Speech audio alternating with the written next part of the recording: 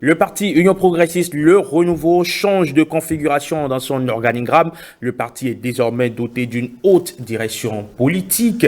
Mais de façon concrète, qu'est-ce qui va changer, Marcel Arrossi? Quelles sont les raisons qui ont milité en faveur de cette mutation? Monsieur Gérard Bianchi, vous êtes notre invité. Vous êtes membre désormais du bureau politique de l'Union progressiste. Dites-nous, l'architecture organique de votre parti a profondément été modifiée. Élargissement du bureau politique et création d'une haute direction, des opérations aux objectifs encore flous, n'est-ce pas? Non, pas du tout. Merci, bonjour Herman Amégan, bonjour Marcel Arrossi. Je salue à travers votre canal toutes les Béninoises et tous les Béninois qui sont déjà sur pied pour vaquer à leurs occupations journalières. Et je ne pouvais pas commencer à me prononcer sans m'incliner au nom de mon parti politique, de son président, son Excellence Joseph Fifa Menjogbenou, et toute la haute direction politique du parti, m'incliner devant la mémoire des victimes décédées du drame de Sémécraké que vous évoquiez tout à l'heure dans votre revue de presse, et aussi témoigner la compassion du parti à l'endroit donc des victimes admises au CNHU Hubert Koutoukou Magat, et remercie le gouvernement pour la promptitude avec laquelle il a agi, s'est déplacé sur les lieux. Nous avons vu, le reportage est passé tout à l'heure, et l'invite à continuer dans ce sens, et aussi à tout faire, tout mettre en œuvre pour élucider les circonstances dans lesquelles ce drame est intervenu, afin que les responsabilités soient situées, et aussi l'inviter à accélérer les mesures qu'il a déjà prises par anticipation pour assurer la reconversion de tous ceux qui sont dans ces filières illicites, certes de vente de produits ferratés dénommés payo, mais qui nourrit plusieurs familles béninoises. J'ai entendu qu'il y a 54 000 familles qui se nourrissent de cette activité illicite. Donc, il faut que le gouvernement accélère les mesures prises pour la reconversion donc, des acteurs de ce secteur. Mais à votre avis, quelles doivent être les mesures urgentes pour sécuriser le commerce de l'essence de contrebande au Bénin? Les mesures urgentes, je pense que la sensibilisation d'abord, c'est ça le maître mot. Et puis tous les jours, ça se fait. Mais au-delà de cela, vous avez entendu, le gouvernement a dit avoir initié la commande donc, de mini-stations. 2000, j'ai entendu, 200 sont déjà livrés et en train d'être redéployés sur le terrain. Le reste va suivre pour permettre que ceux qui s'adonnent à cette activité illicite le fassent dans les conditions de sécurité pour eux-mêmes et pour toutes les populations béninoises. On parle de 54 000 familles, vous l'avez évoqué, qui se nourrissent de cette activité de vente d'essence de contrebande. Et là, on est seulement qu'au site. On est seulement qu'au site identifié, donc oui. Au site identifié. Oui. Reste à savoir combien de Béninois et de Béninoises se nourrissent de cette activité avec ce drame de Sémécraké, qui n'est pas d'ailleurs le premier. Il y a eu d'autres drames par le passé. Est-ce qu'aujourd'hui, il faut désormais prendre des mesures drastiques pour, évidemment, mettre fin au commerce de l'essence de contrebande dans notre pays, sachant que derrière, il y aura quand même un problème social et sociétal à gérer?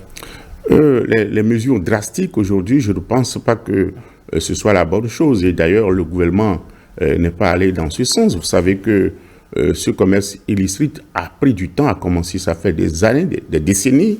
Il a pris du temps pour s'incruster dans notre économie réelle.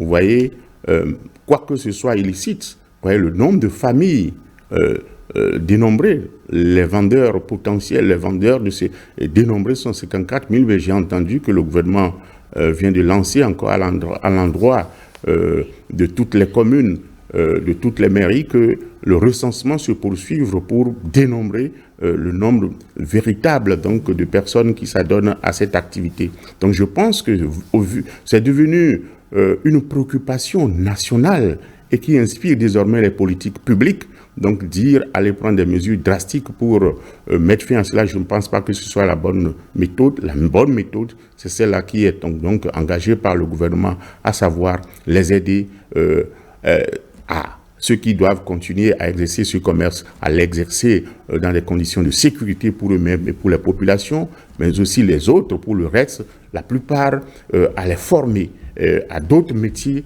pour assurer leur reconversion. Très bien, venons-en maintenant à votre... Donc, après cela, je reviens maintenant à la question principale que vous m'aviez posée, à savoir que il y a eu des transformations profondes et puis très importantes qui sont intervenues dans la gouvernance de notre pays, de notre parti politique, l'Union progressiste, le Renouveau. Et pourquoi ces changements? Vous savez que notre parti est créé depuis 2018, mais depuis 2 ans, il y a une vague de transformation en termes d'ouverture à d'autres partis politiques anciennement reconnus, qui se sont fondus avec notre parti, mais aussi d'autres qui ont tenu leur congrès de dissolution pour inviter leurs militants à adhérer à l'Union progressiste, le Renouveau. Et vous avez vu que nous sommes passés de Union progressiste à Union progressiste, le Renouveau. Ça veut dire que nous ne sommes plus ce que nous étions à la création.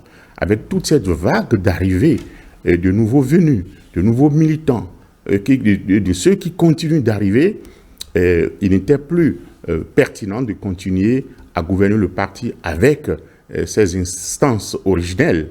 Il faut maintenant aller vers l'ouverture, une politique d'ouverture qui permette donc d'intégrer toutes les ressources dont le parti s'est enrichi ces dernières années pour permettre que chacun puisse apporter donc son expertise, chacun puisse apporter donc ses compétences au service donc du parti, de sa dynamisation à la base et de son expansion continue. C'est cela qui donc a amené les dirigeants, les hauts dignitaires du parti à penser donc à cette politique de restructuration. D'abord, élargir le bureau politique. Vous savez que c'est la haute instance de décision du parti. Permettre que tous les cadres politiques du parti, reconnus ainsi de tous les horizons, de toutes les communes, de tous les arrondissements de notre pays, puissent quand même intégrer cet organe important de décision afin que ceux qui sont vraiment les cadres, les hauts cadres du parti ne se sentent plus exclus. Nous avons d'abord procédé à une première ouverture et suite à cela, nous avons constaté qu'il y a eu des remous, des oubliés, parce qu'aucune œuvre humaine n'est parfaite d'un seul coup.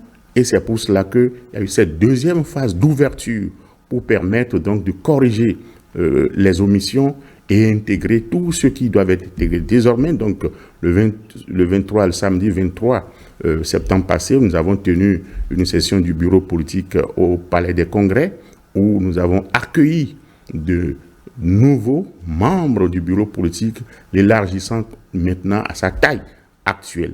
Alors, suite à cela, vous avez dû entendre que lors de l'avant-dernière réunion du bureau politique, il y a eu transformation dans la gouvernance par l'élargissement de la direction exécutive nationale du parti, en intégrant donc de nouvelles personnes, comme je l'ai dit, mais aussi en créant la haute direction politique du parti qui vient remplacer le présidium, qui alors était composé de 3 personnes.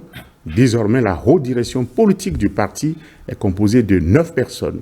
Je pense que les Béninoises et les Béninois connaissent déjà, mais je peux les citer. On va peut-être... on ne va pas les citer. On va y revenir, mais oui, avant... Une petite question du bureau politique élargi, bien sûr, et de la haute direction. La décision de qui des deux est sans recours dans le contexte actuel? Non, j'ai dit tout à l'heure que l'organe suprême du parti... C'est le bureau politique. C'est le bureau politique.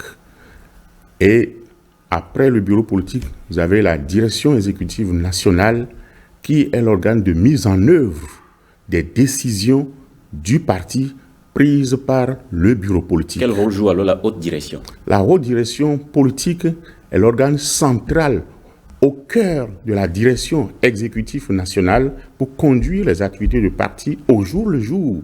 Mais l'ADEN ne se réunit pas tous les jours. Mais les membres de la haute direction politique du parti sont au travail, au service du parti quotidiennement, tous les jours. Et au besoin, réunissent l'ADEN pour lui rendre compte, lui permettre de prendre des projets de décision à soumettre au bureau politique. Voilà comment le parti fonctionne.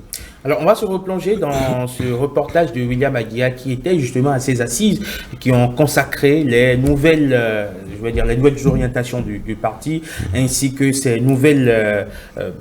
on va appeler ces nouvelles instances qui sont créées au sein de l'Union progressiste Le Renouveau. Regardez. L'Assemblée de plus de 300 membres dispose des pouvoirs les plus étendus, à l'exception de la dissolution du parti. Elle sera chapeautée par deux autres instances, le Bureau exécutif national et la haute direction politique. Joseph Diogbenou en est le président. En prenant la parole ce jour, j'ai quelques souvenirs de ce qu'il y a quand même un an, vous avez souhaité que nous puissions faire partie du bureau politique, de la direction exécutive nationale et du présidium. Je me souviens également, un an, en août 2022, l'élargissement de notre parti a été entrepris. De nouveaux membres admis au bureau politique national du parti Union progressiste Le Renouveau remplissent ici les formalités d'usage. Un bureau politique désormais plus étoffé, comme l'exigent les nouvelles dispositions organisationnelles du parti. Cette assemblée de plus de 300 membres dispose des pouvoirs les plus étendus, à l'exception de la dissolution du parti. Elle sera chapeautée par deux autres instances, le Bureau exécutif national et la haute direction politique. Joseph Diogbenou en est le président.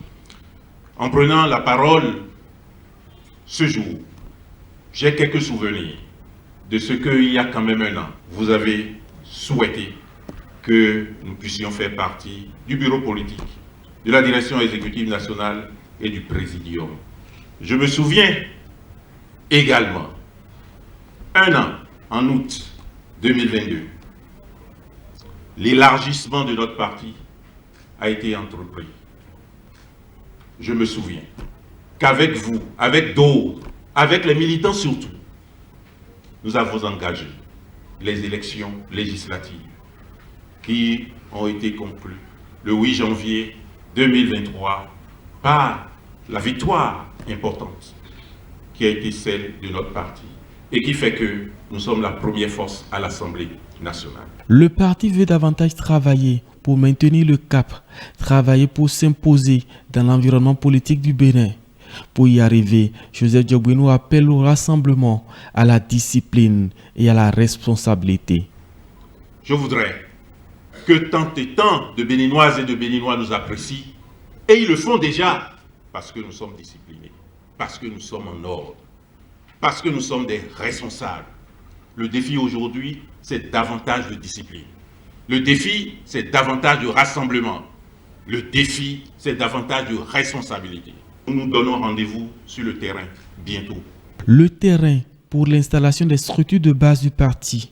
Le terrain pour être plus proche des militants. Le terrain pour les prochaines échéances électorales.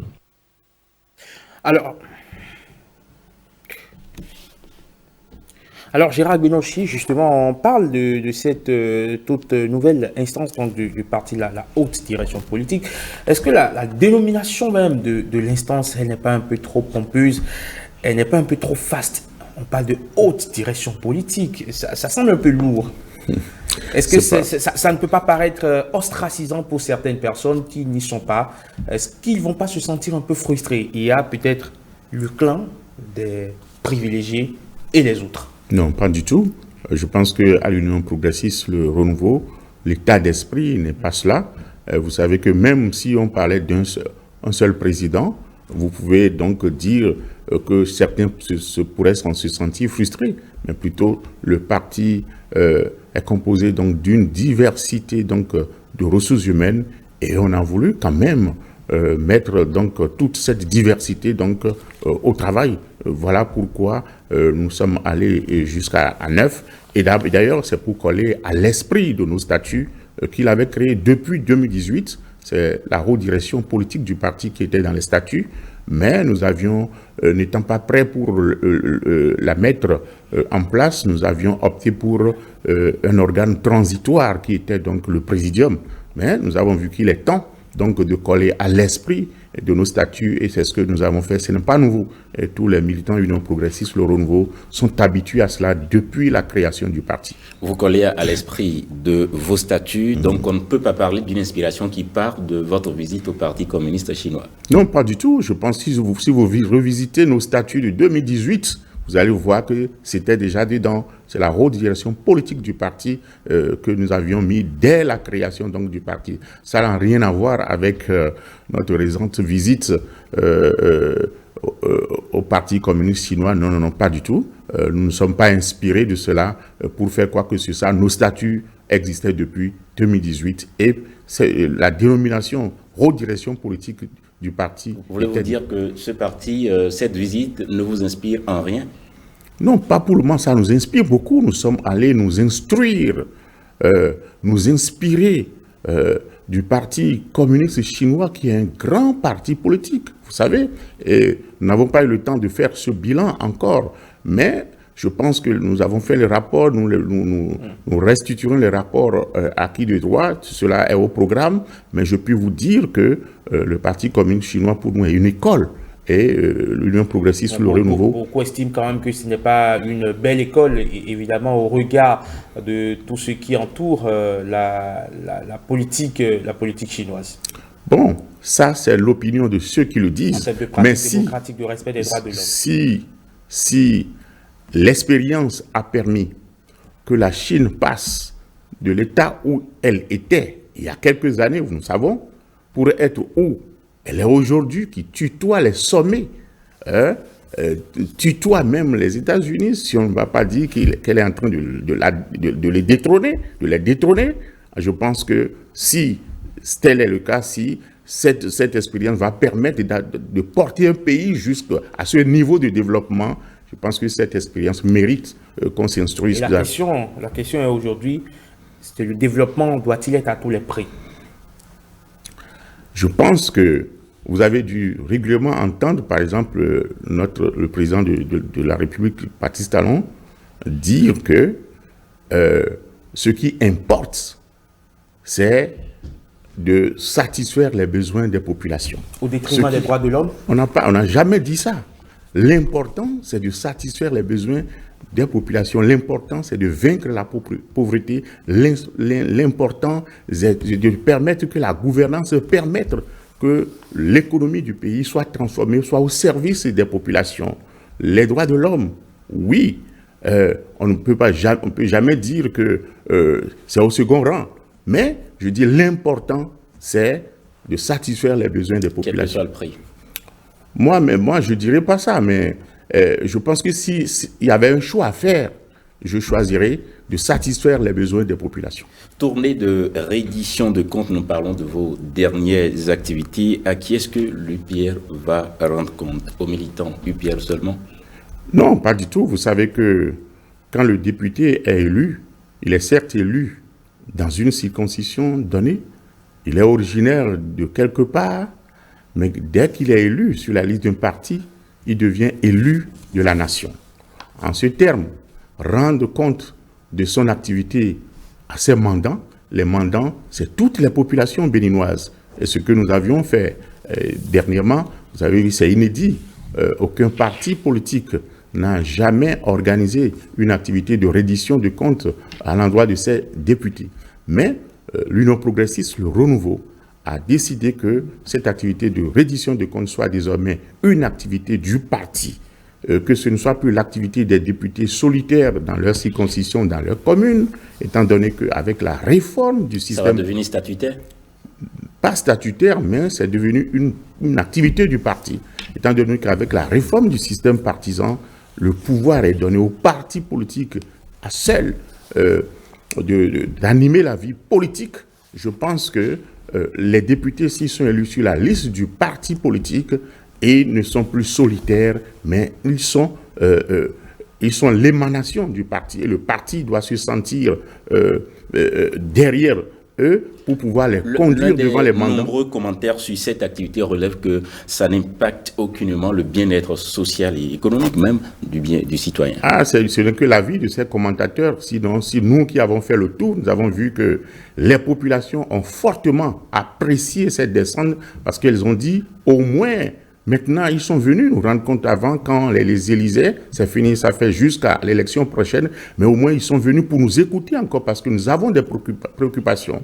Et partout où nous sommes passés, vous avez vu les populations s'exprimer à cœur joie pour confier aux députés Union Progressiste le Renouveau leurs préoccupations actuelles qui sont diverses. Toutes ces préoccupations donc, sont ressassées dans un document et puis très prochainement, vous allez voir, nous rendrons compte, nous irons rencontrer qui de droit pour transmettre ces préoccupations et veiller à ce que la plupart de ces préoccupations donc, soient prises en compte dans les politiques publiques implémentées par le gouvernement pour que le gouvernement puisse donner solution à la plupart de ces solutions. Nous avons promis cela aux populations comme nous sommes passés et nous ferons très prochainement, vous allez voir ça, et les députés Union Progressiste Le Renouveau joueront leur partition tant à l'Assemblée nationale par le biais des questions orales et autres, mais aussi feront le lobbying derrière l'exécutif pour que ces préoccupations soient prises en compte. Alors, honorable Gbenoshi, les tractations ont démarré déjà pour la présidentielle de 2026. On voit timidement, bien évidemment, le sujet, pour ne pas dire le sujet, occupe de plus en plus l'actualité. Est-ce que la question est à l'ordre du jour à l'Union Progressiste Le Renouveau? Non, vous savez que les présidentielles, c'est dans 3 ans, c'est en 2026. Il veut aller loin, ménage sa monture, c'est connu. Non, je pense que ce qui préoccupe pour l'heure, je pense que le président de notre parti a clairement exprimé la position du parti. Ce qui préoccupe maintenant, ce qui doit préoccuper, c'est comment satisfaire les besoins fondamentaux des populations qui ont élu un président de la République, qui a formé son gouvernement et qui a la responsabilité donc de se pencher sur la résolution des problèmes qu'ils vivent, que ces populations vivent. Alors, s'occuper d'autres choses tout de suite, je pense que ce serait leur manquer de respect ou ce serait un mépris à leur égard. Contrôle des naissances en République du Bénin, c'est aussi d'actualité. En attendant les grandes décisions, quel est votre avis sur l'option du gouvernement? Pardon? Contrôle des naissances en République du Bénin, c'est aussi d'actualité. Responsable.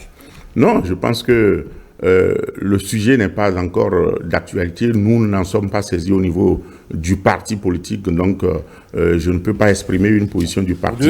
C'est un sujet important qui occupe l'actualité depuis quand même pas mal de temps. Quand nous en serons saisis officiellement, soit à l'Assemblée nationale, soit au niveau du parti, je pense que le parti donnera sa position par rapport à cette préoccupation. Le gouvernement annonce aussi l'ouverture des classes socio-éducatives dès cette rentrée scolaire déjà pour une rééducation entre griffes des citoyens de demain. L'un des moyens trouvés contre les nombreuses dérives observées. Absolument, je pense que c'est une très bonne initiative. Vous savez que tout part de là, tout part de l'école. Ce que vous faites d'un enfant, dès qu'il entre au CI, au primaire, c'est ce qu'il sera quand il sera grand dans la société. Je pense que le gouvernement avait juste dit qu'il faut repartir à la source pour commencer donc à incruster dans les enfants les bonnes qualités dès le départ pour qu'ils soient de bons grains demain. Mais là, ça va commencer seulement avec les enfants de la classe de 6e. Eh bien oui, il faut commencer quelque part. Il faut commencer quelque part et je pense qu'avec le temps, ça pourra s'étendre. Voilà. Gérard Gbenoshi, qu'est-ce que vous avez envie de dire pour clore cet entretien? Nous sommes déjà à la fin. Oui, je voudrais vous dire que l'Union Progressiste, Le Renouveau, lors de la dernière réunion de son bureau politique, a pris une grande décision d'aller au recensement de ses militants. Le recensement des militants pour pouvoir constituer la base des cellules dans tous les villages et des quartiers de ville. Cela va permettre que nous allions vers l'installation de nos structures de base. Donc, d'ailleurs, un communiqué de la haute direction du parti sera rendu public dès aujourd'hui pour inviter donc tous les militants Union progressiste Le Renouveau, mais aussi tous les Béninois qui se réclament de l'Union progressiste Le Renouveau, d'être disponibles pour que nos comités communaux de recensement puissent les recenser, et cela n'occasionnera aucun regroupement sur le territoire national, mais les militants seront identifiés et nous disposerons donc de la liste des militants quartier de ville par quartier de ville, village par village, afin de permettre que nous puissions aller vers l'installation de nos structures de base que les militants réclament depuis lors. Gérard Bélanchi, vous êtes membre de l'Assemblée nationale du Bénin, président de la commission des finances, membre du bureau politique et membre de la haute direction. C'est bien ça? Non, il n'y a pas de haute direction à l'Assemblée nationale. Non, de votre parti, bien sûr. Et bien sûr, je suis député à l'Assemblée nationale, président de la commission des finances et des échanges au niveau du parti. Je suis le secrétaire général de la haute direction politique du parti. Merci d'être passé sur Saint-Sucette matin. C'est moi. On vous souhaite une très belle journée du lundi. Et merci. On vous remercie une fois encore d'être passé sur 5 sur 7 matin à l'occasion donc de l'inauguration de la 8e saison de votre matinale. On espère vous revoir dans les prochaines semaines, dans les prochains mois pour continuer par opiner sur l'actualité de votre parti, mais également sur l'actualité nationale. Avec plaisir, cette maison est la mienne.